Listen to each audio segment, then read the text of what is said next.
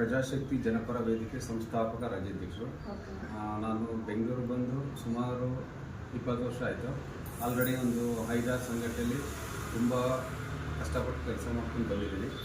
ಹಾಗೆ ಸಮಾಜ ಸೇವೆನೂ ತುಂಬ ಮಾಡ್ಕೊಂಡು ಬಂದಿದ್ದೀನಿ. ಮಕ್ಕಳಿಗೆ ಬುಕ್ಸ್ ಕೊಡೋದಾಗಲಿ, ಮತ್ತು ರಕ್ತದಾನ ಶಿಬಿರ, ಅನ್ನದಾನ ಕಾರ್ಯಕ್ರಮಗಳು ತುಂಬಾ ನಡೆಸ್ಕೊಂಡು ಬಂದಿದ್ದೀನಿ. ಮುಂದೆ ಈಗ ಇಷ್ಟು ದಿನ ಏನಾಯ್ತೋ ಏನಿಲ್ಲ ಗೊತ್ತಿಲ್ಲ.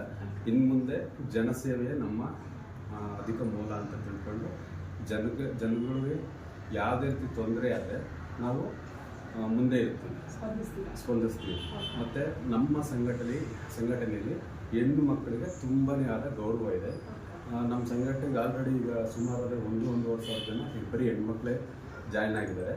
ಮತ್ತು ಹೆಣ್ಮಕ್ಳಿಗೆ ಅಷ್ಟೇ ಗೌರವ ನಮ್ಮ ಸಂಘಟನೆ ಪರವಾಗಿದೆ. ಎಲ್ಲ ಥರ ಎಲ್ಲೇ ಆಗಲಿ, ಒಂದು ಚಿಕ್ಕದು ಕಾರ್ಮಿಕರದ್ದು ತೊಂದರೆ ಆದರೆ ನಾವು ಇಮಿಡಿಯೇಟ್ ಅಲ್ಲಿರ್ತೀವಿ.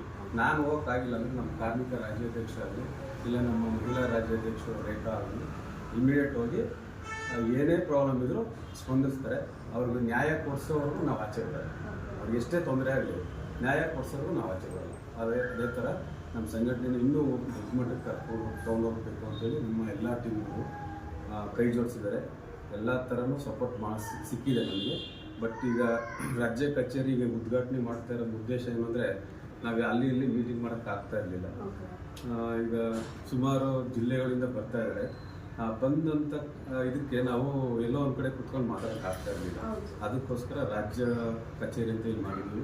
ಮತ್ತು ಗಾಂಧಿನಗರದಲ್ಲೊಂದು ನಮ್ಮ ಲಾಯರ್ದೊಂದು ಆಫೀಸ್ ಇದೆ. ಅಲ್ಲಿಗೂ ನಮ್ಮ ಸಂಘಟನೆ ಪದಾಧಿಕಾರಿಗಳು ಬರ್ತಾ ಇರ್ತಾರೆ, ಹೋಗ್ತಾ ಇರ್ತಾರೆ. ಬಟ್ ಪೋಸ್ಟಿಂಗು ಅದು ಇದು ಕೊಡೋದಕ್ಕೆ ತುಂಬ ದೊಡ್ಡ ಆಫೀಸ್ ಬೇಕಾಯಿತು. ಅದಕ್ಕೋಸ್ಕರ ಇಲ್ಲಿ ಸೆಲೆಕ್ಟ್ ಮಾಡಿ ಮಾಡ್ತಾಯಿದ್ವಿ. ಇಲ್ಲ, ಇದು ಚಿಕ್ಕದಾಗ 1-2-3 ಮಾಡಿದ್ದೆ. ಬಟ್ ಇದು ತುಂಬ ದೊಡ್ಡದಾಗಿತ್ತಲ್ಲ, ಅದಕ್ಕೋಸ್ಕರ ಇದು ರಾಜ್ಯ ಕಚೇರಿ ಅಂತ ಇದು ಮಾಡಿದ್ದೀವಿ. ಬೆಂಗಳೂರು ಜಿಲ್ಲೆಗೆ ಒಂದಿದೆ, ಮತ್ತು ಕ್ಷೇತ್ರಗಳಲ್ಲಿ 2-3 ಮಾಡಿದ್ದೀವಿ ಈಗ ಆಲ್ರೆಡಿ. ನಮ್ಮ ಉದ್ದೇಶನೇ ಅಷ್ಟು. ಇನ್ನೊಂದು ಮೇಯ್ನ್ ಏನಂದರೆ, ನಮ್ಮ ಅಂಬೇಡ್ಕರ್ ಅಂದರೆ ಕೆಲವರು ಏನು ತಿಳ್ಕೊಂತಾರೆ, ಬರೀ ದಲಿತರು ಪರ ಅಂತ ತಿಳ್ಕೊಂತಾರೆ. ನಮ್ಮ ಸಂಘಟನೆ ಅಂತಲ್ಲ, ನಮ್ಮ ಕಾನ್ಸೆಪ್ಟೇ ಆಗಿದೆ ಸರ್ವ ಧರ್ಮ ಸಂವಿಧಾನ. ಪ್ರತಿಯೊಂದು ಜಾತಿ ಧರ್ಮಗಳು ಕೂಡ ನಮ್ಮ ಸಂಘಟನೆಗೆ ಜಾಯ್ನ್ ಆಗ್ಬೋದು. ನಮ್ಮ ಉದ್ದೇಶನೂ ಅಷ್ಟೇ. ಈಗ ಆಲ್ರೆಡಿ ನಮ್ಮ ಸಂಘಟನೆಯಲ್ಲಿ ಒಂದೇ ಜಾತಿ ಜನ ನಾನು ತೊಗೊತಾ ಇಲ್ಲ. ಪ್ರತಿಯೊಂದು ಜಾತಿ ಧರ್ಮದವ್ರನ್ನು ನಾನು ತಗೊಂಡು ಎಲ್ಲರನ್ನೂ ಸಮಾನತೆ ಮೂಡಿಸ್ಬೇಕು ಅನ್ನೋದೇ ನನ್ನ ಉದ್ದೇಶ ಆಗಿದೆ. ಈಗ ಫಸ್ಟ್ ಕಾನ್ಸೆಪ್ಟ್ ಏನಂದರೆ, ತುಂಬ ಬಡ ಮಕ್ಕಳಿಗೆ ಕೆಲವು ಕಡೆ ನಾವೇ ನಮ್ಮ ಕೈಯಿಂದ ಆದಷ್ಟು ಸಹಾಯ ಮಾಡಿ ಬುಕ್ಸ್ ಕೊಡ್ತಾಯಿದ್ದೀವಿ, ಪ್ಲೇವುಡ್ಸ್ ಕೊಡ್ತಾಯಿದ್ದೀವಿ.